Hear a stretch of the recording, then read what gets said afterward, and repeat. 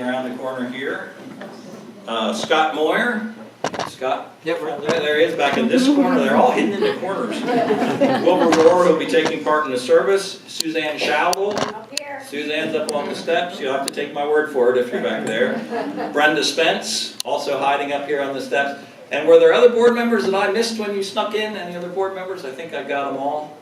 Good. We're glad to have our board here. They've had some extra decisions to make and some things to do in relation to purchasing and getting the building ready.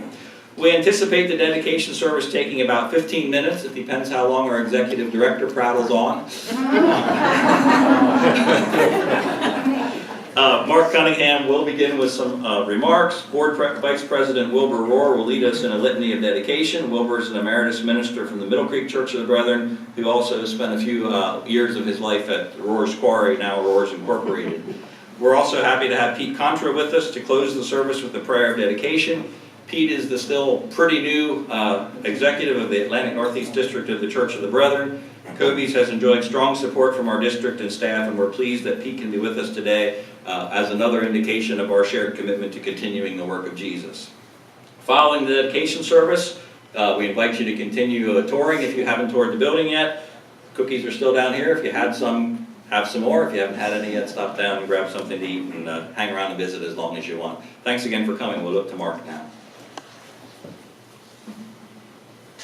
Good afternoon. I'm really thankful that all of you are here to celebrate with us moving into Murray Hill Center.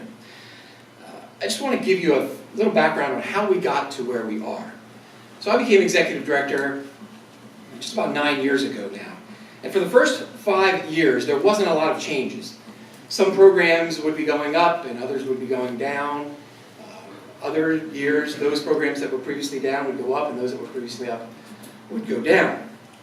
And then about 4 years ago, things started to change. Everything that we did started growing pretty rapidly. And for a while, we kept adding staff as we needed to, and things were going along pretty well. Then in 2016, we started feeling some pressure. We started running out of office space. We were starting to put 3 people where 2 people used to be, and in fact, there were times toward the end where we had 4 people in spaces that were really meant for 2. The pressure started to affect us. Admittedly, it didn't affect me too much. I kept my own office the entire time. But it was pretty clear that the overcrowding was starting to affect our organization. So also, the Family Life Center that we bought in 2012 in Lancaster started to do more and more classes, and they were running out of space as well. So there was lots that was happening. So we were in a situation where we were growing so rapidly that at times it felt like, for me, that we were just kind of hanging on, just kind of going for a ride. And we were being reactionary, which in what we do is sometimes necessary because of the state and the county and the way they fund and the way they change laws and the way they dictate how we do programs. A lot of that is reactionary, but we were being reactionary in ways that instead we should have been proactive. That's the words right there I couldn't find. So all this while, though, we never had a discussion about how we were going to grow. A lot of organizations have those discussions. I always wanted to be, how is it that we can best serve these kids and families? Specifically the kids and families that we serve. Kids that have been abused and neglected, families in a lot of distress. How could we best serve those families? So we've never been trying to grow, we've never had that discussion, and as far as I'm concerned, I'd like to never have that discussion. But we were at a place that we didn't know what to do. I didn't know what to do. My head was spinning. I thought we were at the edge of where we could go without rethinking the way we do things. So to get to this next step, we had to be structured a little bit differently, and we needed to think a little bit differently. And about that time, I went to a leadership event where there was a speaker that I thought was really, really good. And I thought that speaker should come in and talk to our leadership team about the topic that he talked about. And as I thought about that for a little while, that kind of morphed into the idea of having a consultant group come in and help us think through things in a way that maybe we didn't think through before. To kind of give us an organizational assessment, to kind of give us an overview of what is it that we can do, how strong are we, and what can we do for the future. So in January of 2017, we hired True Edge Performance Solutions. It's a very small consulting company, but they're strong Christians and they understood very clearly where we were. So we went through a process with them to assess our organizational strength and to look at the readiness for our growth. So thankfully, they found us to be strong enough to take the steps forward that we needed to take. And there was a lot of suggestions that they made, one of which was to purchase another building, which we kind of knew we needed to do, but it was really good to have an outside organization come in and kind of take a look at us independently and say, yeah, this is what you guys need to do. So we began looking for a location that would house administration and family life education, and we actually signed a letter of intent on a building that would serve that purpose, but we also kept looking. And at the urging of the executive team members, we toured the building that we are dedicating today.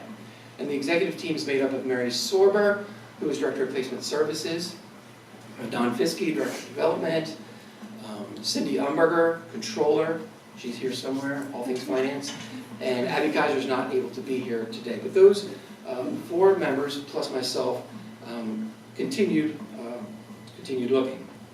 And as we thought about the possibilities that this building affords, it became clear that to allow for maximum growth, it made sense to move foster care and adoption here rather than administration. Family of education was going to move regardless, but we changed the way we were thinking about who else would move. I'm a little embarrassed and a little humbled to share with you that I was the very last person of the executive team that was convinced that this would be a viable option for us. But after we kept touring the building, after we considered our recent growth, and after we had numerous conversations, I too became convinced, and the board of directors all along the way, from the hiring of the consultants to the purchasing of this building, were supportive and encouraging all along this journey. So on January 12th, we bought this building. On January 15th, the United Way Martin Luther King Jr. Day of Service, 59 volunteers tore into renovations, tearing out carpet, removing lights, prepping, painting, and more. And by the end of that very first day of volunteers, there was more than 220 hours of volunteer work that went into this building. By the time the project was finished, about 80 volunteers had given nearly 700 hours, valued at what we can only assume would be thousands and thousands and thousands of dollars. On February 22 and 23, we moved foster care and adoption into this building, and on March 28th, the Family Life Education made this building their home. So there's been a lot that has happened in the last 18 months. And here are 3 things that I take away from this process. Number 1 is that we serve a great God. I am fully convinced that God's hand was in this process the entire way. A lot of things had to happen for us to be here today. And I say with great regularity at the office that God is not a God of coincidences. So first and foremost, thanks be to God for this building and this opportunity. Number 2, we have tremendous staff. Many factors played a part in our growth. One major factor is that our staff does their work in such a way that counties and other referring agencies want us and call us to provide more and more services. Organizations don't grow like this unless they do quality work, and our staff does quality work. And number 3, our contributors have put us in a place where financially we were able to make this next step. Without your support, we're not standing here today. Without your support, COBYS programs and our ministries look very differently than what they do. Your generosity allows us to do things that other organizations are unable to do, one of which is to buy a building to allow for this growth. And now, what do I see for the future? I wish I had a clue.